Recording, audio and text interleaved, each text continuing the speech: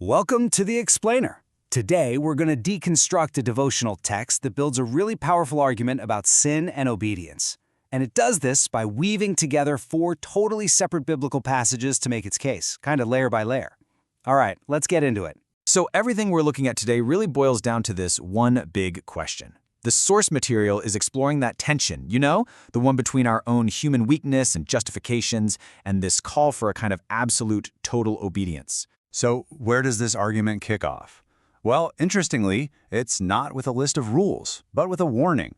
This first pillar is a cautionary tale, right out of the book of 1 Samuel, and it's really designed to show us the stakes from the very beginning. Okay, so the stage is set with a command that is just crystal clear. No ambiguity. Israel's first king, Saul, gets a directive that is absolute and severe. There's really no wiggle room here for interpretation. And this is where you see the problem, right? On one side, you have this absolute command, annihilate everything. And on the other, you have what Saul actually did. He obeyed, well, kinda, but not completely.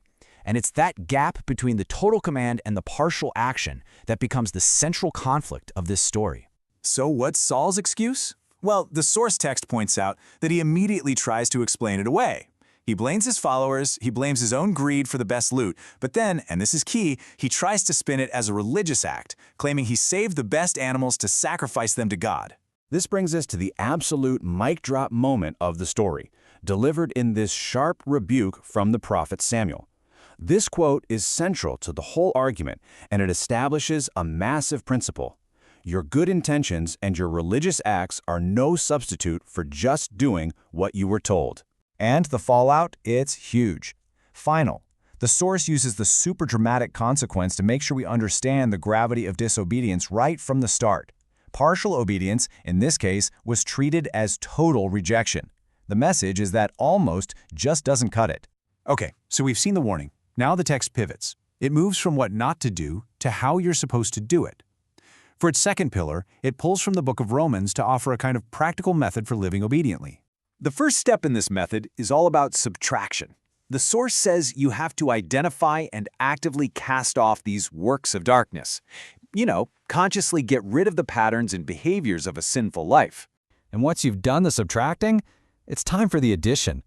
After you get rid of that darkness, you're supposed to consciously put on the armor of light, which is this great metaphor for actively equipping yourself with a life of truth and righteousness. So the big takeaway here is that obedience, according to this text, isn't some one-and-done grand gesture like Saul's big battle. No, it's a constant, daily process. It's about a whole series of small, conscious choices you make every day to turn from one thing and embrace another. All right, so if you thought the stakes were high with just one king, get ready. The argument is about to zoom out and raise the stakes significantly. This third pillar goes back to the theme of consequences, but this time it's not about one man's failure. It's about the destruction of an entire nation. So now we meet King Zedekiah. According to the source text from Jeremiah, his entire reign was just defined by defiance and evil, even though he was getting warning after warning. And this timeline just lays out the cause and effect perfectly. The text presents this clear, tragic domino effect. You start with persistent sin, which then leads to ignoring all the warnings, which leads directly to a national disaster. This whole story really serves to just magnify the warning we got from Saul's life. It shows that the consequences of ignoring God aren't just personal, they can be widespread, they can be devastating for everyone. Okay, so we've seen the warnings, we've got the method, we understand the stakes, but the text saves the most important part for last, the ultimate why. What's the real engine behind all this? For that, it turns to the Psalms. Now, the source brings up David as an example.